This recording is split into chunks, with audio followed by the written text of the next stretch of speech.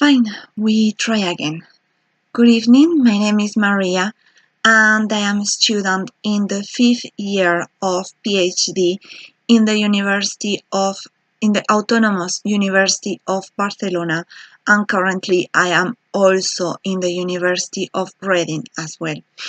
My ORCID number apparently is important to have one, then I am saying it in case.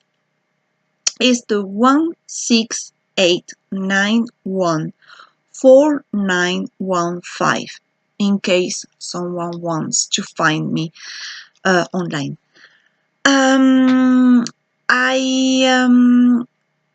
will try to answer in this video to 3 questions. I will not speak as much as I do in other videos because I don't feel confident with the language yet, and I know I have to pay a lot of attention to my to the speed of my language to make myself be understood by other people, whether they are English, American, or other nationalities. Then the 3 questions I will try to answer in this first video are: why did I decide to study about American Indians? I will also try to explain the method of my research. And finally, I will not explain, just announce the plan of my research. We will go more deeper into details in other videos, but not in this one. Fine, then the first question: why did I decide to study about American Indians? In fact, it didn't come straight away.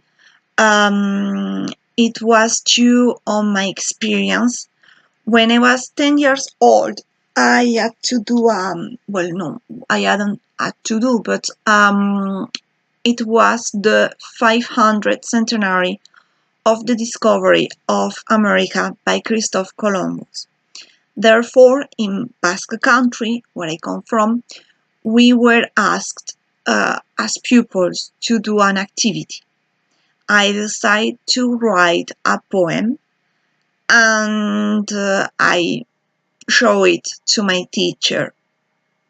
My teacher told me it was an horrible poem, and it was not enough for such a magnificent person as Christopher Columbus was. Obviously, I got, I wouldn't say scared, but I was sad. Listening, my job was not enough. I did a lot of efforts, and well, my job was not enough for such a big person, such kind of God on earth person, who was Christopher Columbus. As my teacher did not explain to me much more, she just told me that, I tried to investigate by myself, to do my own research. And I started reading a little bit about him. And I started, when I was 13, 14 years old, I knew in one big library in a cultural center of Basque Country, San Sebastian, called Mitzelena. They had a book of Christopher Columbus. I remember I had to put my makeup, my mother's makeup, not mine. I was not in age yet to wear makeup. Then I had to put makeup to look older than I was in order to be able to go inside this cultural center called the Mitzelena, and in order to go to the room where the book was. It's a little bit as when you are young and you try to go to the pub and you have to look you have to look older. Then it was the same situation, but instead of going to a pub, I had to go to a cultural center. Fine, I was very happy going to this center, and I was overexcited when I had to when I can't say I hold the book on my hands because we couldn't touch it. We needed special tweezers to turn the pages. And I started reading the book, and I was quite shocked and surprised, badly surprised about what I read. I remember I had to. I remember some sentences kind of. Yes, I am trying to find El Dorado, or I will try to find Men with Tails, which I know that doesn't exist at all. Then I found this Christopher Columbus that was introduced to me as a big man able to cross all the Atlantic, able to discover a new world which was discovered and unknown by everybody else apart from him. Then I thought it was a little bit silly to speak about things that doesn't exist. Then I wasn't able to understand why he used to speak to us about those silly questions. Therefore, I left. I didn't like Christopher Columbus. I found he was quite silly, and he didn't deserve all the effort that all the children in Basque Country we had to make for him during the 500 years of the discovery. Then we left the situation there. I got older, the time passed, and I was in my 16s, 17s, a little bit more rebel. And I remember as from Basque Country, we have got strange relations with the other governments, the French and the Spanish government. And I always wanted to, one of my questions at this moment of my life was if they would have treated us as regions the same way as they treat their colonies, because many times we don't feel we are part of the country, just we have been colonized and we have to follow what the powerful government wants us to follow. Then, I continue with my studies. I continue with my with my life. And I remember when I was in the university in Bordeaux, I had to study. I read an author called Lavallée, Bernard Lavallée, and this man was very interesting because he said while Spanish people used to follow El Dorado or mythological histories, Indians, once they stopped being surprised by the Spanish physique, because when the first Spanish people came to America on their horses, Indians thought they were children of God, sent by God. But after some years, once they believed that they were not children sent from God and they had no kind of powerful, they start doing science with the bodies of the Spanish soldier dead during the conquista. And one of those experiences was that they used to put the body in the water and take it out to check if the body of a Spanish soldier was able to deteriorate as much or in equal situations as the body of an Indian man. And I got very surprised by this discovery done by the Indians. It was a 20th century thought or 21st century thought. It would have been a discovery, a research I would have done, like a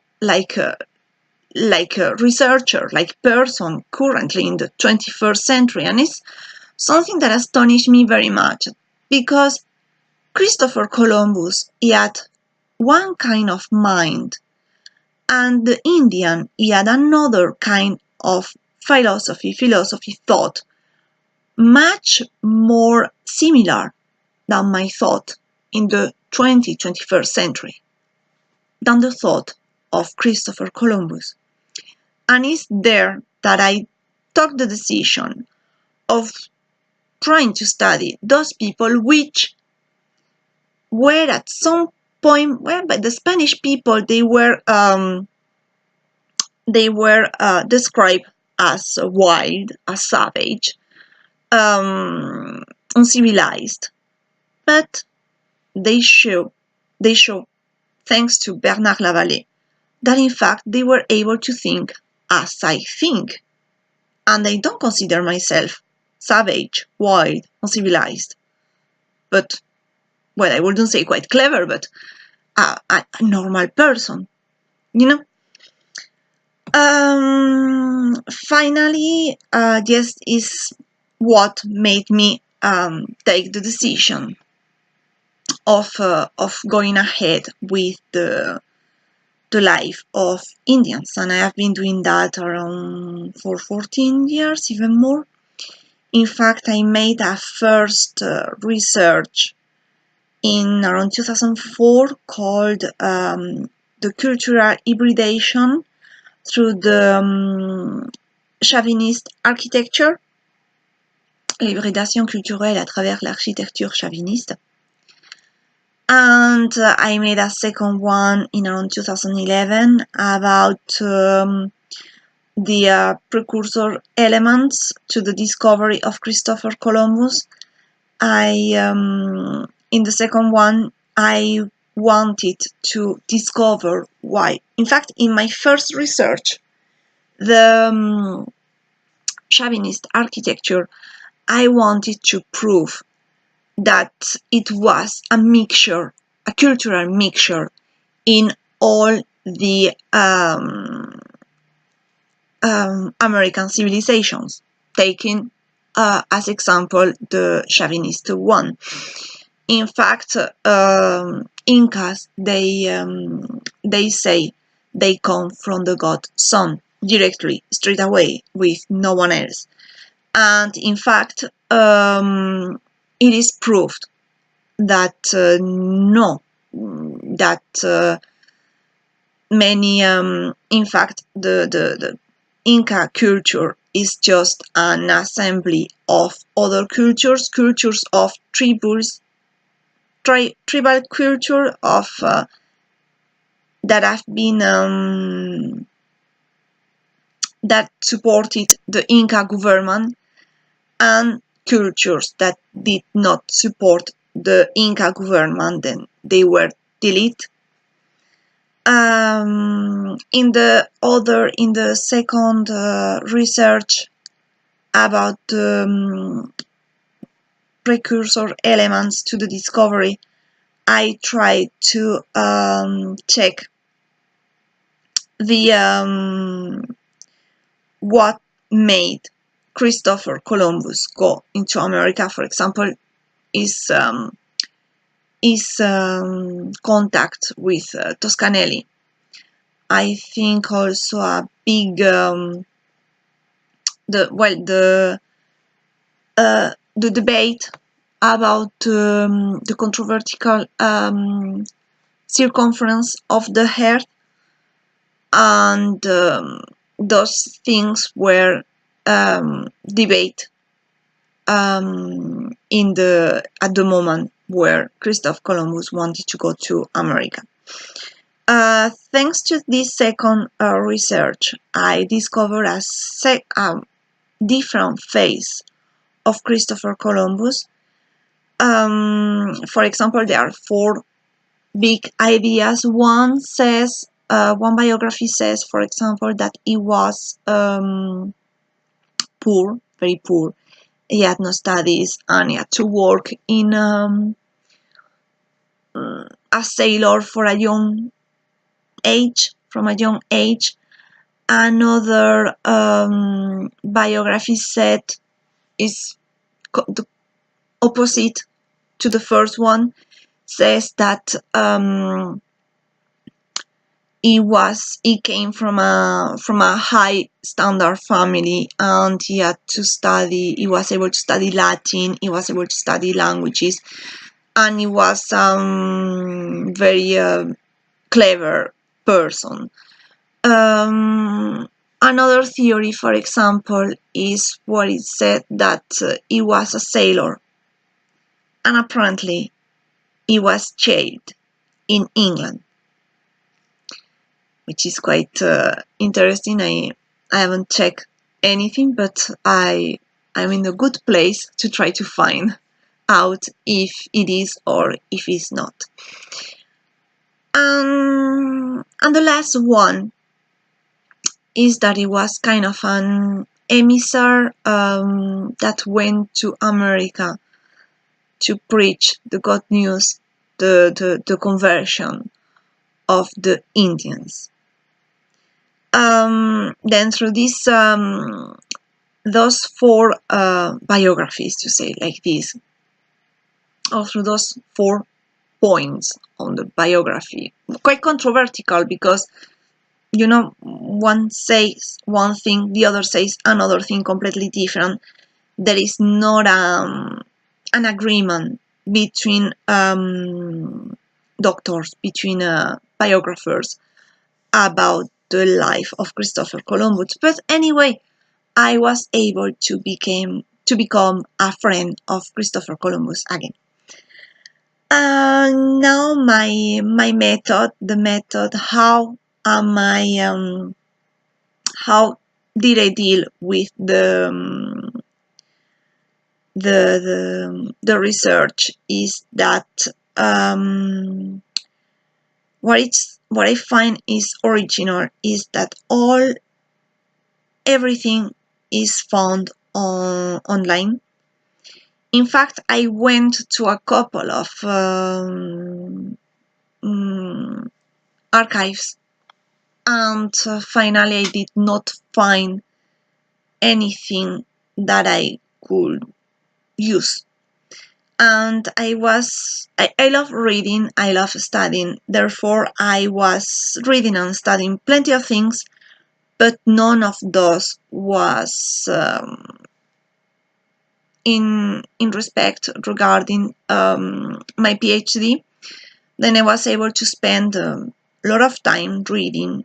For example, I think about Galvao, the Wheeling of Al Galvao, the Wheel of Galvao.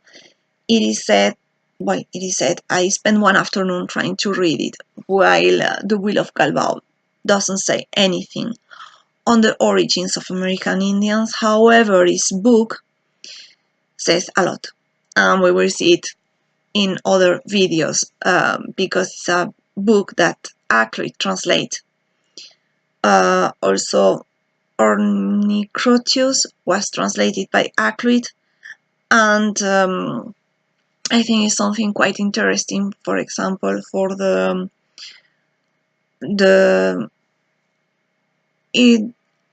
idea of imperialism, British imperialism as well, is very interesting to know. That is, it finds is fundamental on foreign books. But well, then yes, the methods are only books, and only books that I found online. People can think it's very easy, but in fact, no. because many times you don't speak the language, or well, you may not speak the language, but you may understand it. However, sometimes you don't understand at all, and that is what makes the my research quite difficult, because is that I can't embrace everything, and I wish, and I wish. Something else that can make my research quite original is that the books are found online. I did not need to go. Well, I went.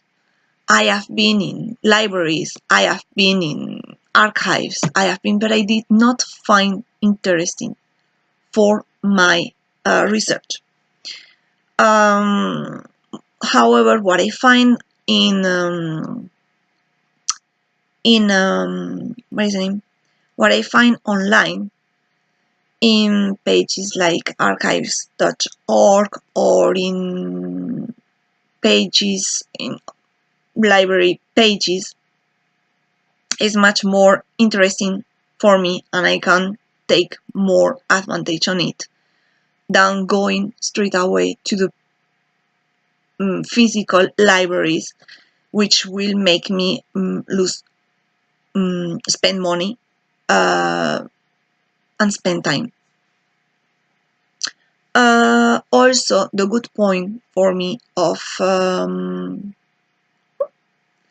21 minutes already. The good point of doing the research like this is that everybody can check that what I'm saying is true. Whereas, for example, if you go to the archive, you can say, yes, I found this letter, and people has to trust to you. However, that can be true, or that can be misunderstood, for example. Finally, I will say the plan that I'm following, because I am already in my 5th year of research, and I already have something that I can say about it. In fact, in the first chapter, or the first big part, will be the controversial subjects in Spain, in the following the authors of the 16th century. The second part will be the same, but following the authors of the 17th century. The third part will be the controversial thoughts and positions and situations as well of two big authors, which are Joseph de Acosta and Gregorio Garcia. And the last point that I'm writing right now in the University of Reading, and which is very, very difficult, because it's the point in which I can't embrace everything, because I don't have the knowledge. I have to reckon I don't know everything.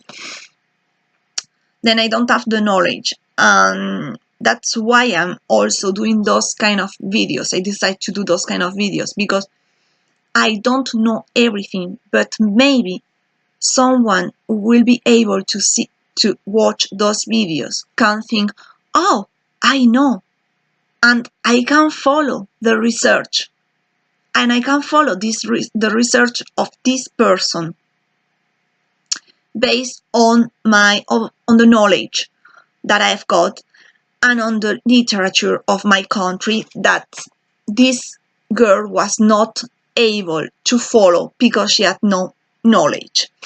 Then this last part, if the controversial thoughts in Europe, um, during the 16th and the 17th century. The countries that I am following are France, Germany, Spain, Portugal. Well, Portugal was so because under Philip II was also part at some point. and England, which was also so because I can't say it was also because the situation of England was different than the situation of Portugal. In fact, I think Philip never became a proper king of England. It was because he was because of his marriage with Mary of England, who was the Queen of England. However, Philip II, he was a proper king of Portugal because the father of Philip II got married with a Portuguese queen, I think. If I make a mistake, you are very welcome to let me know. Please, nicely, right? Because otherwise I may get quite frustrated, as everybody, I think. Fine, then on all that, I already set the plan, I already set the method, I introduced myself and my research. I hope just you will enjoy it. I hope you will try to participate. As I said before, my idea is to find people who will be happy continuing what I do, because it's a subject that, as I said, I like since my childhood. I also want to apologize for my bad English. I mean, I don't choose to speak English I do speak English every day, but it's not my my main language. And I am not speaking it for a very long time. Anyway, I hope you will follow me. I hope you will like what I do. And we will see you soon. Fine. Bye. Afal. Good evening.